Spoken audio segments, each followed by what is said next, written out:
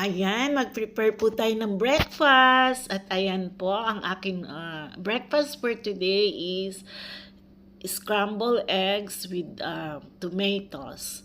So, ayan, nag-prepare na po ako ng 2 lonely eggs. I beat it properly. Naglagay na din po ako ng tomato sa pan. Ayan.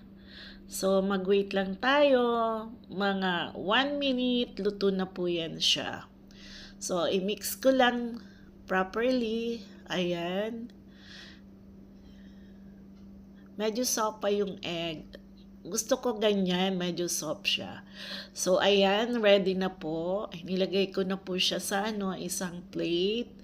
Tapos, I'm ready to eat breakfast. I have pancakes or hot cakes. Nilagay ko na po siya